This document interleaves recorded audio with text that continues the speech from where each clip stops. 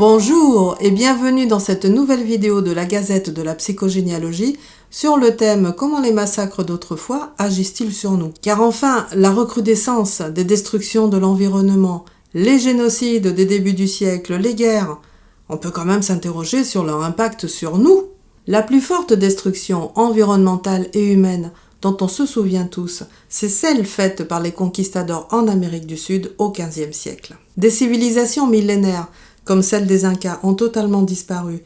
Leurs forêts ont été détruites en détruisant leurs habitats, leurs lieux de culte, les animaux, les végétaux. Un vrai génocide dont l'ampleur a été si forte que même la mémoire collective n'en mesure pas l'ampleur de la destruction des humains, l'ampleur du nombre de morts, qui est estimé, cela dit, avec le recul, à environ 90% de la population, mais sur un territoire grand comme l'Europe. L'Amérique du Sud, c'est quand même énorme, donc vous imaginez le nombre de gens qui ont été détruits, mais également leur environnement, etc.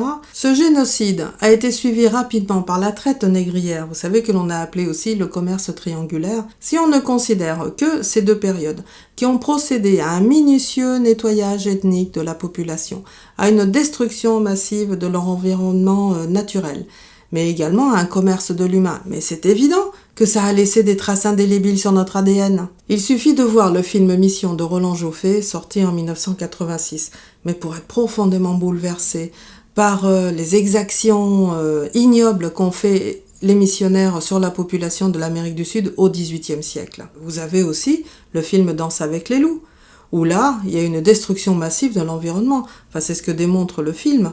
Vous imaginez des centaines de millions de bisons qui ont été tués, aussi pour affamer les Indiens. Donc destruction des bisons, destruction des territoires sacrés des Indiens et aussi des Indiens eux-mêmes. Mais ça a été énorme en Amérique du Nord à ce moment-là. Et tout ça, je dirais que c'est sur le plan humain. Vous avez aussi le film Avatar de James Cameron qui nous sensibilise sur les destructions environnementales des indigènes. Et tout cela nous réveille toujours cette mémoire collective relative aux conquistadors dont je vous parlais. Vous vous rendez compte, si on ne considère que ces éléments, c'est quand même 4 siècles à s'acharner sur l'être humain et sur la nature. Pour preuve, vous avez aujourd'hui, et ce ne sont que vraiment quelques points, l'Amazonie qui est détruite massivement pour des impératifs économiques. Vous avez aussi des pays africains qui, à cause des guerres qui s'enflamment, détruisent des terres fertiles, les transformant également en désert. Pour ne citer que ces exemples-là, mais il y en aurait partout dans le monde entier.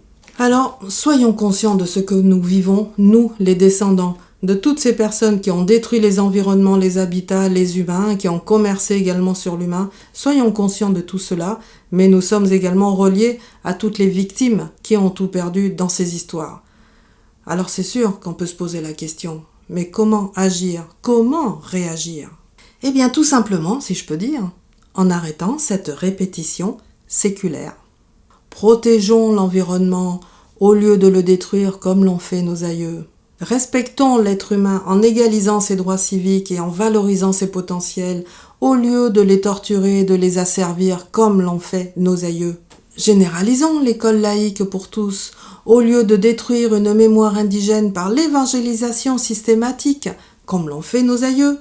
Vous savez, les religions imposées ont favorisé l'obscurantisme, faisant reculer l'humanité dans sa pensée spirituelle, tolérante, et donc son évolution.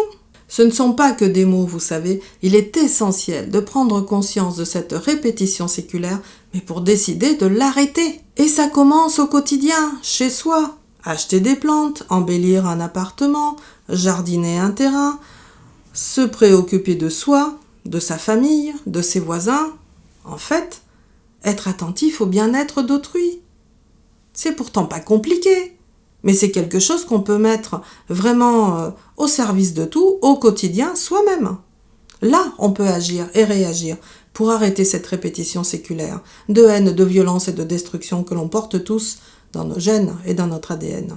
Vous allez me dire, ce sont des petites gouttes dans un océan, ce sont des petites gouttes de joie et de soin, mais qui vont réconforter notre planète et qui nous feront grandir et évoluer pour effacer ces traces noires de l'humanité que nous avons laissées, enfin que nos aïeux nous ont laissées. Alors vous le savez, la psychogénéalogie modifie le présent, mais en guérissant le passé. Et tout cela favorise un futur qui sera beaucoup plus léger, créatif et joyeux. Alors allons-y, qu'attendons-nous? Si cette vidéo vous a plu, je vous remercie de mettre un pouce bleu pour m'aider à continuer. Et puis bien entendu, si vous voulez me retrouver, vous aurez tous les liens qui s'affichent en dessous de la vidéo. Je vous embrasse tous, prenez soin de vous. Et à bientôt pour une nouvelle vidéo.